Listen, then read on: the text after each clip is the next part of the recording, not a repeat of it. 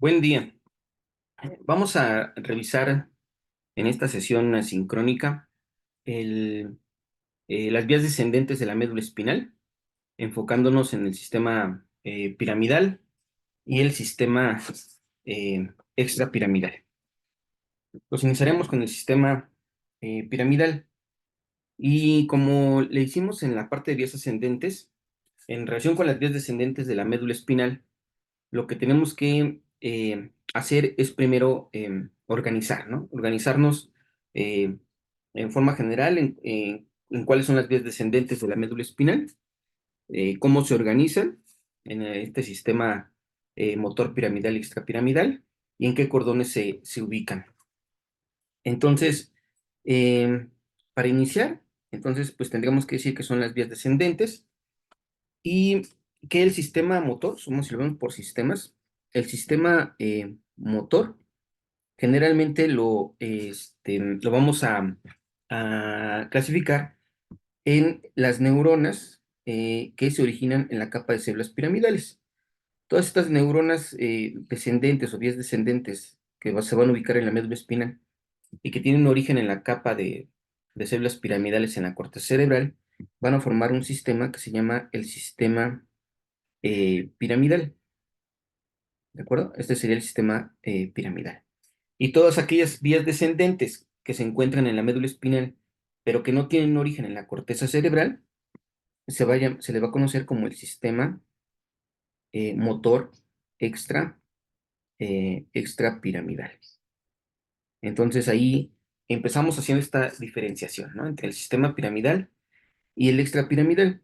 Y del sistema piramidal sabemos que se subdivide en dos componentes, que sería la vía o el tracto córtico, el córtico espinal, que es para la médula espinal, como dice, llega hasta las astas anteriores de la médula espinal, y otro tracto que se llama el tracto córtico nuclear. Este tracto córtico nuclear son neuronas que vienen de las zonas motoras de la corteza cerebral y que van a llegar a los núcleos motores de nuestro tronco del encéfalo. De ahí el término de córtico nuclear. Van a llegar a los núcleos de los músculos extraoculares, como el tercero, el cuarto, el sexto. Van a llegar a los núcleos de los derivados de los arcos faringeos, supongamos el núcleo del quinto, el núcleo del siete, el núcleo ambiguo, y a otros núcleos como el núcleo como del hipogloso.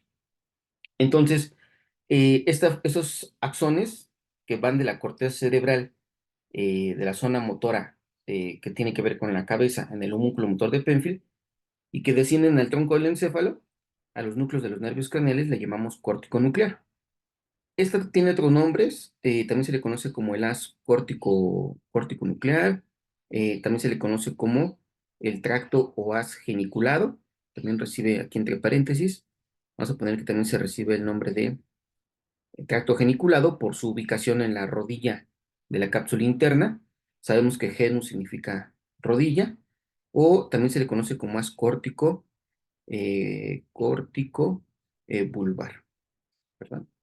Haciendo esa referencia que va desde la corteza, pasando por todo el tronco del encéfalo hasta el bulbo raquídeo de la vieja nómina, que actualmente conocemos como médula oblonga, ¿verdad? Entonces, este sería el sistema piramidal, formado por el sistema córtico espinal o el tracto córtico espinal y córtico nuclear. Y del sistema extrapiramidal, pues serían entonces aquellos vías que encontramos en la médula espinal, que no se originan en la corteza cerebral, en esta capa de células piramidales, sino que se van a originar en el tronco del encéfalo.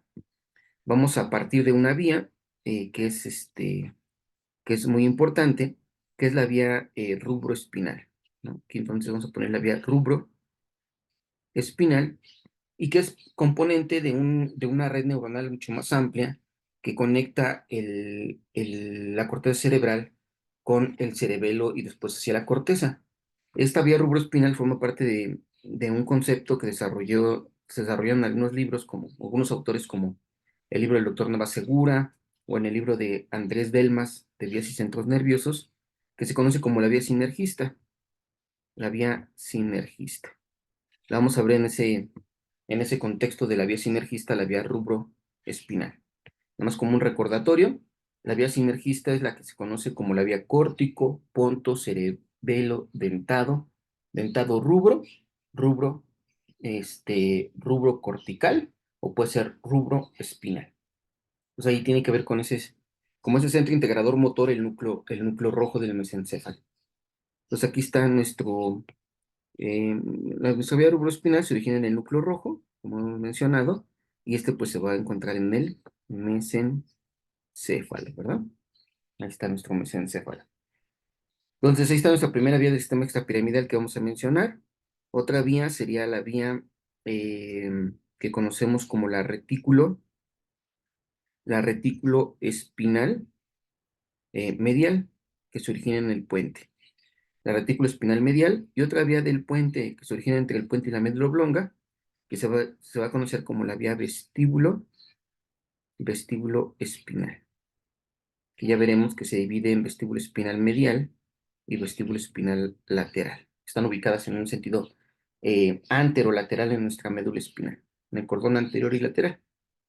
Estas dos vías tienen su origen en el puente, ¿no? O en la unión entre el puente y la médula oblonga, ahí donde encontramos al núcleo vestibular lateral y a la formación reticular de lo que es el puente. Y más hacia abajo vamos a poner una vía que conocemos como si tenemos una vía retículo espinal medial, tendremos una vía retículo espinal lateral. Y esta vía retículo espinal lateral pues se origina en la médula oblonga, ¿verdad?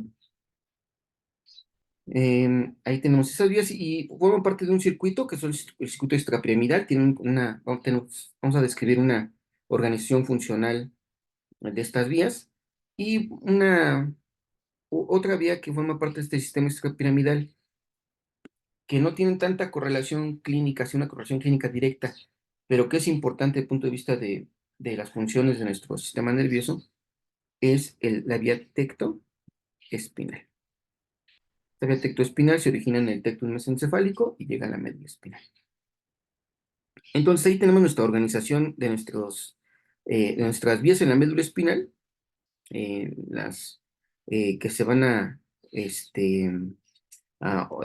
considerar como parte del sistema extrapiramidal y las del sistema piramidal.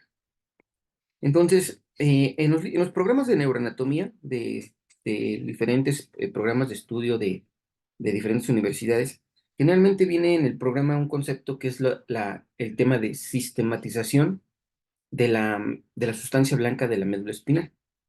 Ese tema se refiere a la sustancia blanca, que sabemos que se divide en cordones, eh, se refiere a hacer una sistematización funcional, en el sentido que tal cordón o funículo tiene tal vía, ¿no?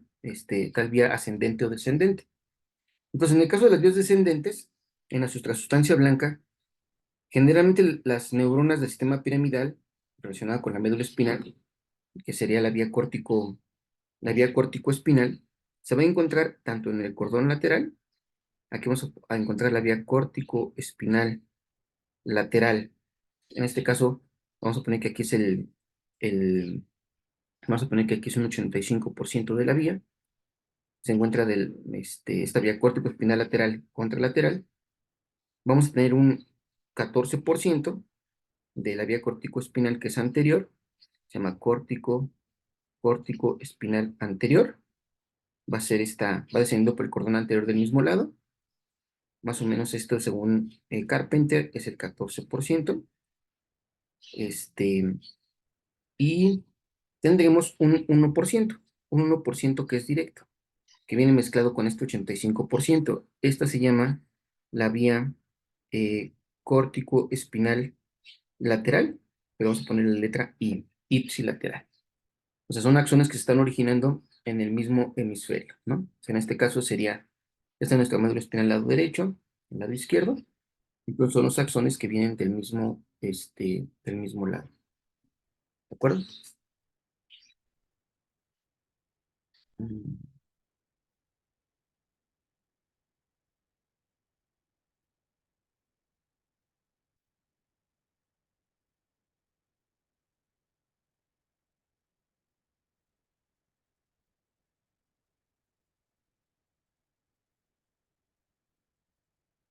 Entonces, así está nuestra, nuestro sistema.